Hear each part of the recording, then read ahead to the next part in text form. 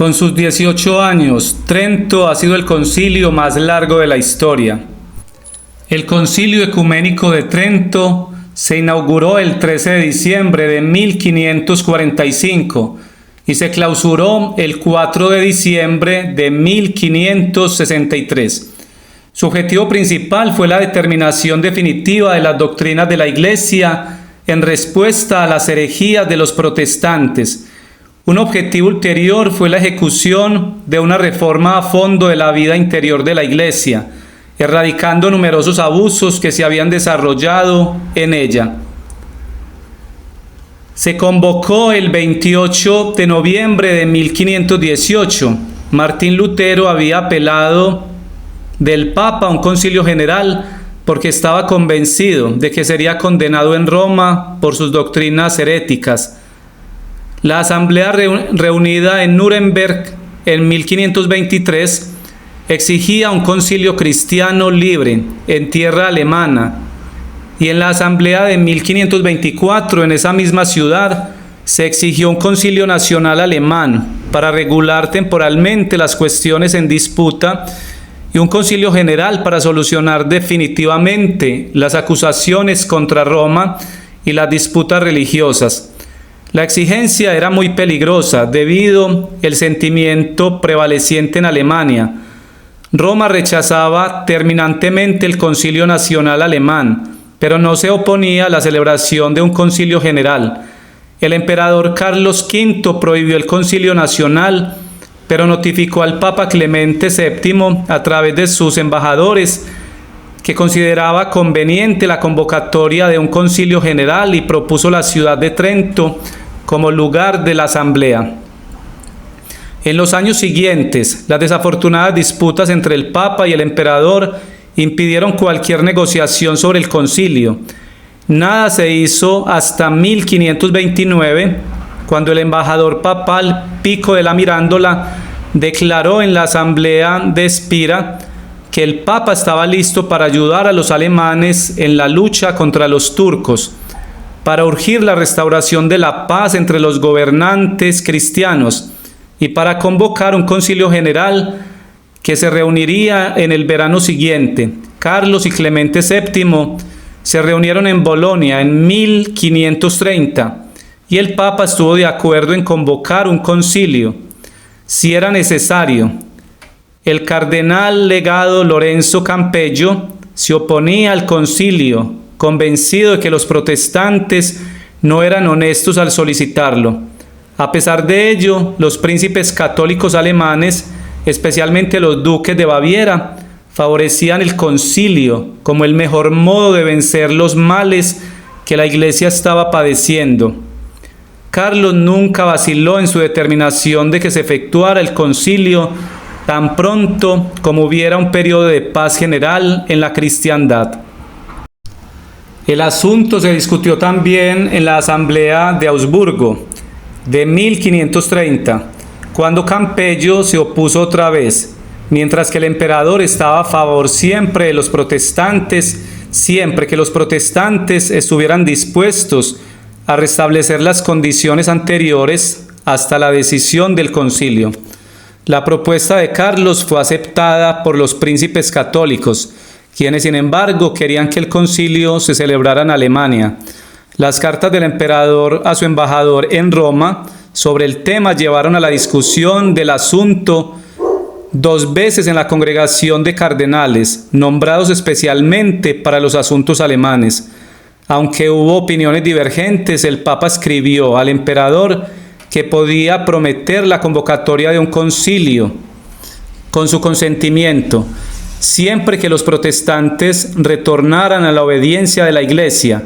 Propuso una ciudad italiana, preferiblemente Roma, como lugar de la reunión. El emperador, sin embargo, desconfiaba del Papa, creyendo que Clemente no deseaba realmente un concilio. Mientras tanto, los príncipes protestantes no estuvieron de acuerdo en abandonar sus doctrinas. Clemente ponía constantemente dificultades respecto al concilio, aunque Carlos, de acuerdo con la mayoría de los cardenales, especialmente Farnesio, Del Monte y Canicio, le urgía frecuentemente para que lo convocara, como único medio para dirimir las disputas religiosas. Mientras los príncipes protestantes rehusaban retractarse de las posturas que habían tomado, Francisco I de Francia intentó frustrar la convocatoria poniendo condiciones imposibles de cumplir. Fue culpa suya principalmente que el concilio no se celebrase durante el reinado de Clemente, pues en un consistorio del 28 de noviembre de 1531 se había acordado unánimemente la convocatoria.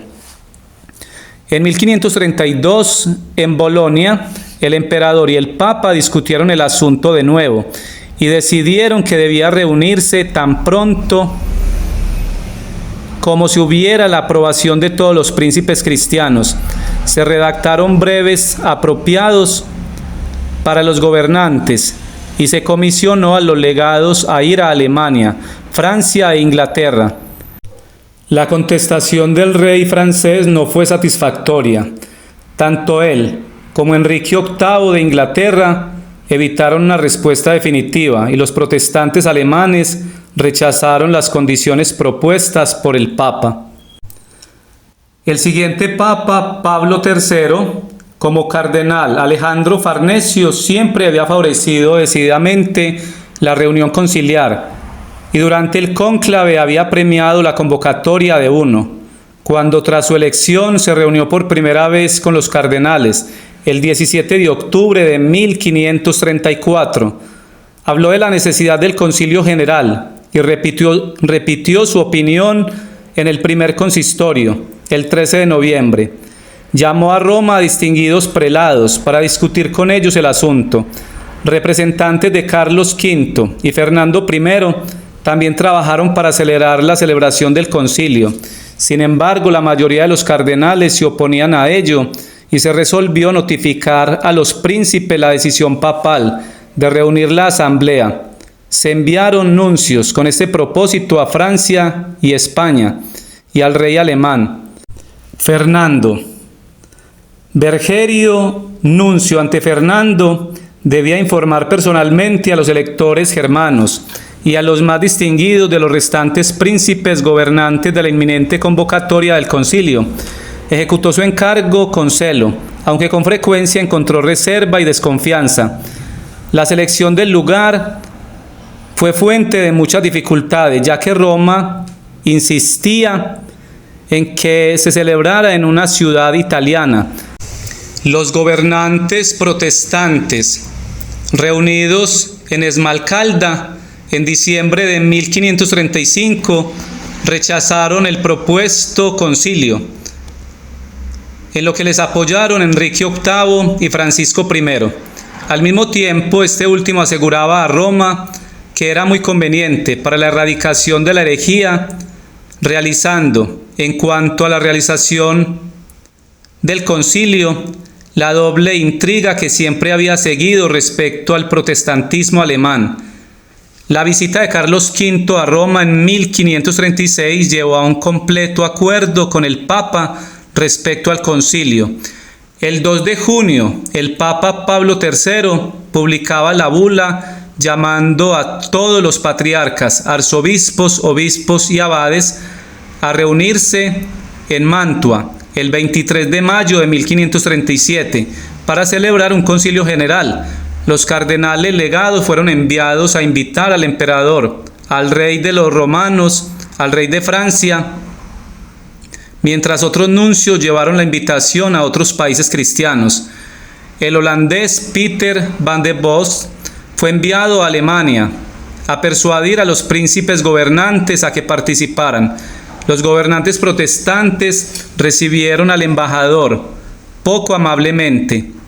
En Esmalcalda rechazaron la invitación cortésmente, aunque en 1530 habían exigido un concilio. Francisco I aprovechó la ocasión de la guerra que había estallado entre él y Carlos en 1536 para declarar imposible la asistencia de los obispos franceses al concilio. Mientras en Roma se hacían los preparativos con celo, la Comisión de Reforma, nombrada en julio de 1536, redactó un informe como la base para la corrección de los abusos de la vida eclesiástica, y el Papa se preparaba para el viaje en Mantua. El duque de Mantua levantó ahora objeciones contra la celebración en su ciudad e impuso condiciones que Roma no podía aceptar. Por lo tanto, la inauguración del concilio se pospuso para el 1 de noviembre. Luego se decidió abrirlo en Vicenza el 1 de mayo de 1538. Sin embargo, el curso de los acontecimientos era continuamente obstaculizado por Francisco I. Sin embargo, los legados que iban a presidir el concilio llegaron a Vicenza. Solo acudieron 6 obispos. El rey francés y el Papa se reunieron en Niza y se decidió prorrogarlo hasta la Pascua de 1539.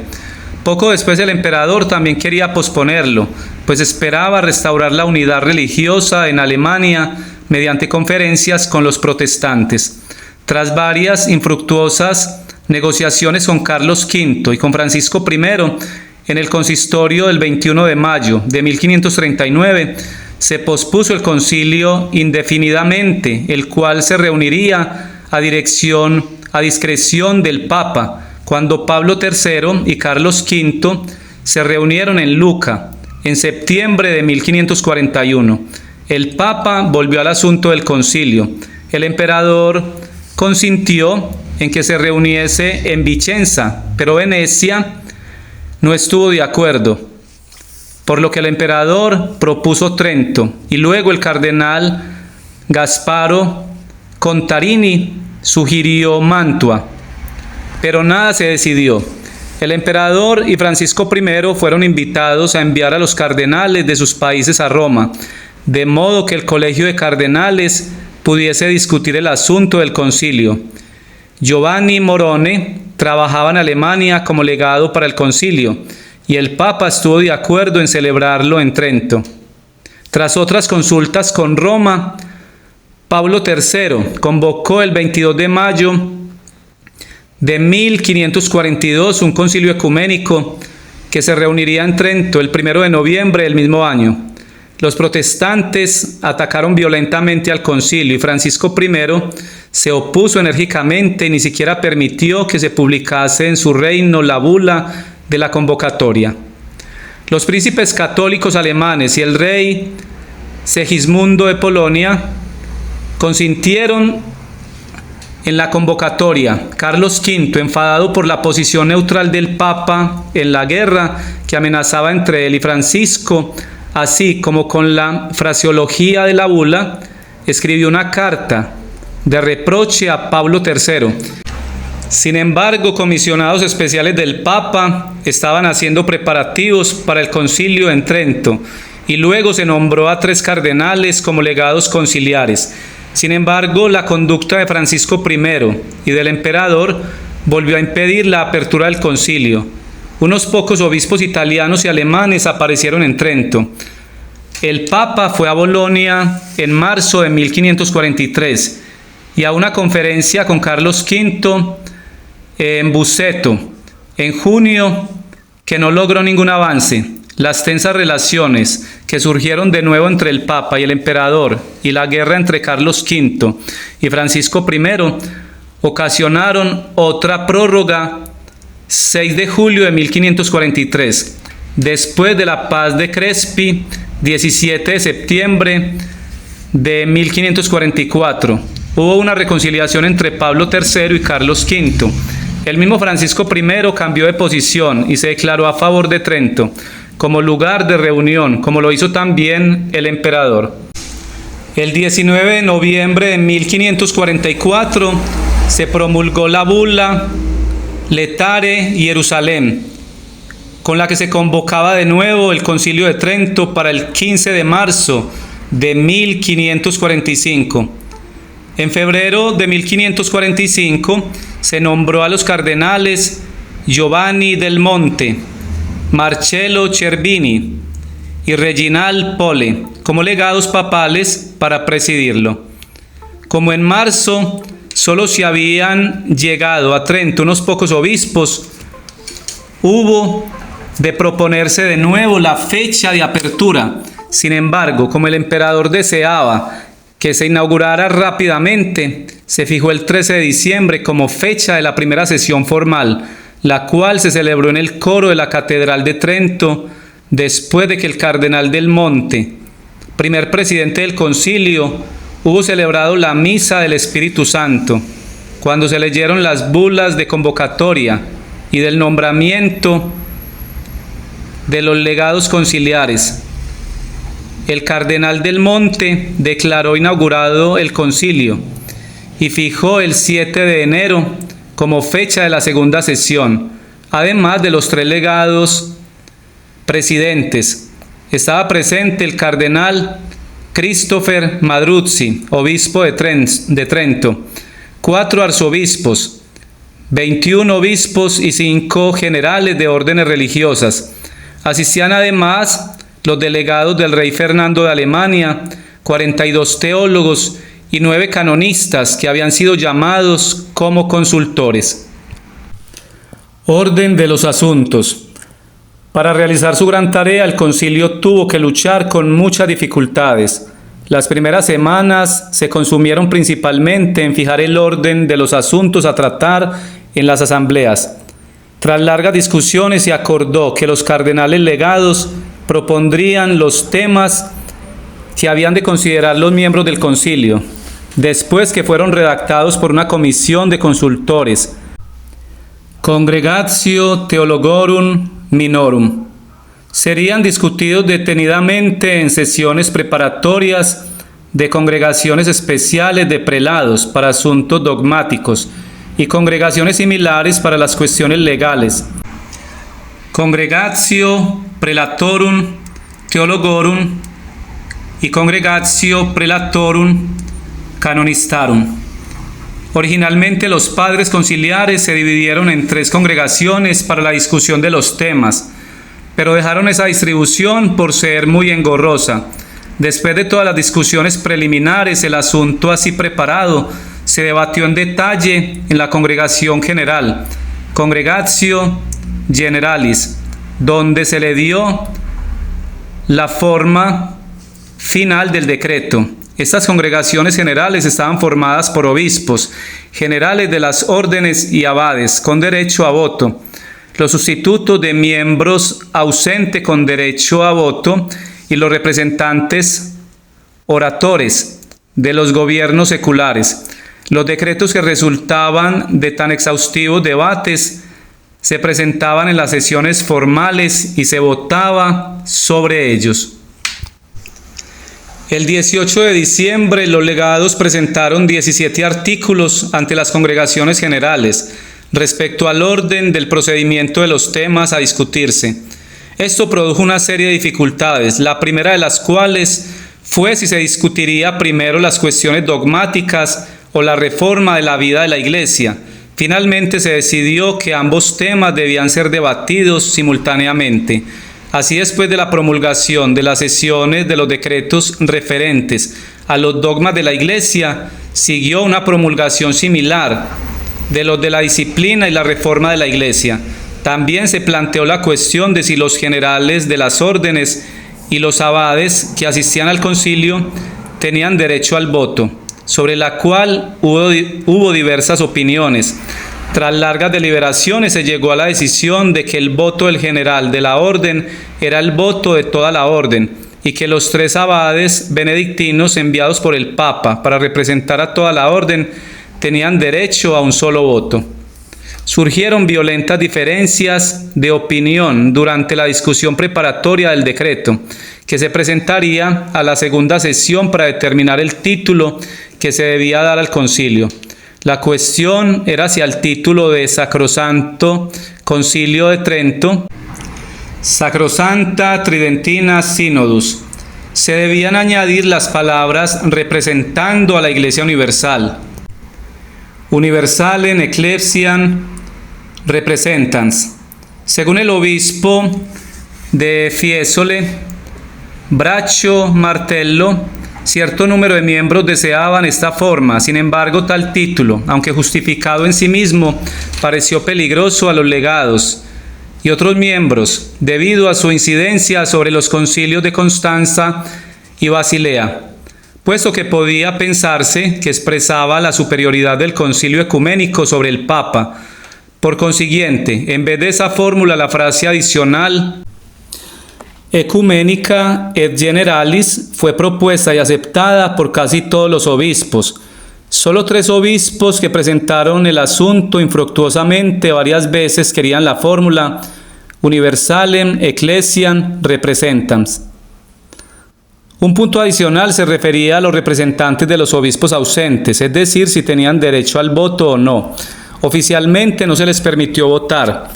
El Papa Pablo III le concedió el derecho al voto por poder solamente a los obispos alemanes, que no podían salir de sus diócesis, debido a los problemas religiosos. En 1562, cuando el concilio se reunió de nuevo, Pío IV retiró ese permiso. Se aprobaron otras regulaciones respecto al derecho de los miembros de obtener los beneficios de sus diócesis durante la sesión del concilio y sobre el modo de vida de los miembros. Más tarde, durante el tercer periodo del concilio, se modificó variamente estas decisiones. Así, se dividió en 6 clases a los teólogos del concilio, que se habían convertido en un grupo muy numeroso, cada uno de los cuales recibía un cierto número de borradores de los decretos en discusión. A menudo también se nombraron diputaciones especiales para ciertos asuntos. La regulación completa de los debates era muy prudente y ofrecía garantías de una discusión exhaustiva y absolutamente objetiva en todos los matices de las cuestiones traídas a debate. Se mantenía un servicio de correos regular entre Roma y Trento, de manera que el Papa estaba completamente informado de los debates del concilio. Hasta acá esta primera parte del Concilio de Trento. Continuaremos con la ayuda de Dios. Esta información fue extraída de Enciclopedia Católica Online de EWTN.